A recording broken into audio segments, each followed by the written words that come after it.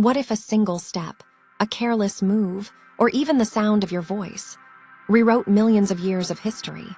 When you land in the prehistoric world, you expect wonder. Towering ferns, giant insects, thunderous dinosaurs, all untouched by human hands. But in your excitement, you forget one thing. History is fragile. Every twig you snap, every footprint you leave, every frightened animal that flees at your presence could change the course of evolution itself. And so the question becomes terrifyingly real. What happens if you, just one misplaced traveler, accidentally change prehistoric history? The machine fades into silence, and you step out into a world unlike anything you've ever seen. The air is thick, almost syrupy, buzzing with the wings of insects the size of your hand. Towering trees stretch endlessly, dripping with vines, casting shadows that seem alive. In the distance, you hear a low rumble like thunder, but it's no storm. It's a herd of creatures, massive and ancient, their footsteps shaking the ground. Your heart races with awe. You whisper to yourself, so this is what the world was before us. But the ground where you walk is not just soil.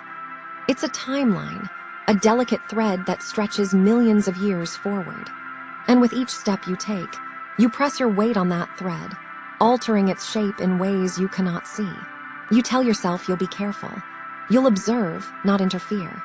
But already, your presence is writing new lines into history. It starts small. You swat at a mosquito the size of a bird. You crush it with your hand, just one insect, insignificant.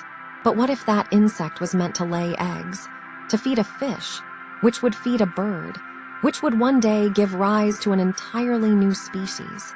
The butterfly effect is no myth here. It's a living reality. One death, one misplaced word, one ripple, and the chain of evolution shifts. As you walk deeper, you notice a creature staring at you. Its wide, cautious eyes lock onto yours. In fear, it bolts. You hear branches snap, nests scatter, and predators stir awake. You didn't mean to scare it. You didn't mean to disturb the balance.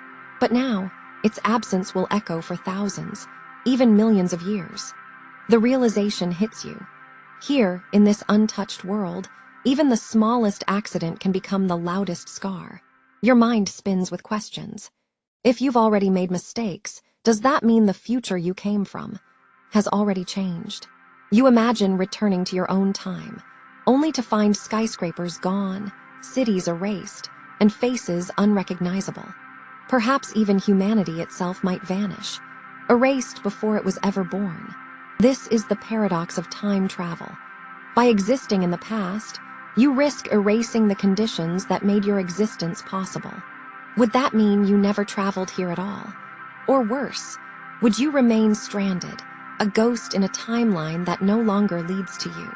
You remember the stories, scientists warning of time paradoxes, philosophers arguing that history is fixed.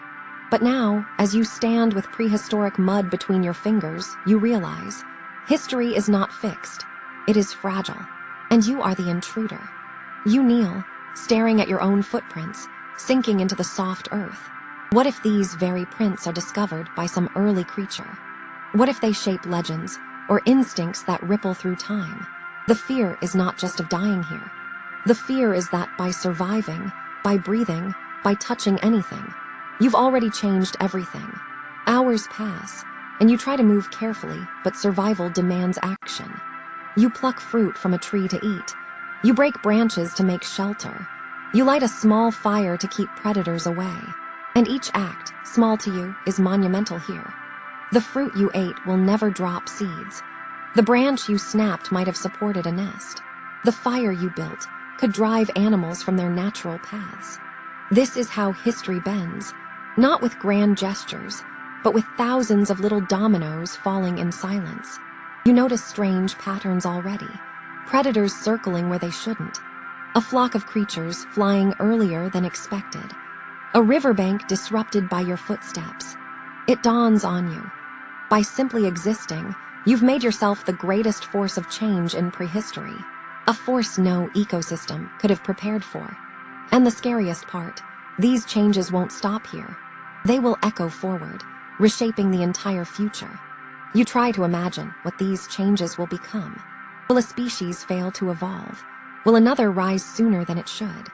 Will predators gain an advantage that shifts the balance forever?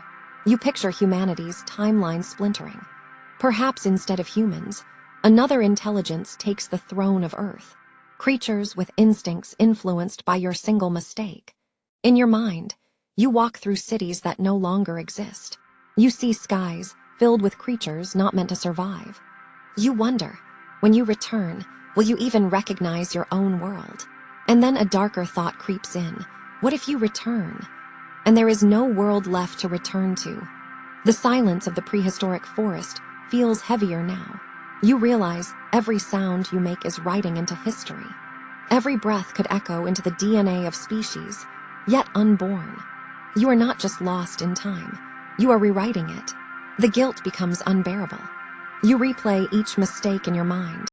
The insect you killed, the animal you startled, the fire you lit. At first, they seemed small. But now, in your imagination, they grow into monsters of consequence. What if the insect was part of a species crucial to balance?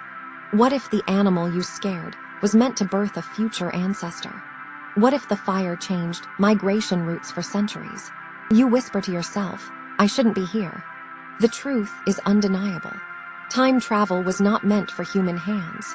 The past is too delicate, too alive, too powerful. And yet, here you are. The question is not whether you've changed history, it's how much. As the prehistoric sun dips below the horizon, you hear something in the darkness.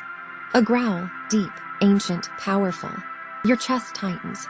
This is no echo of your imagination, this is real. The beasts of this era are waking.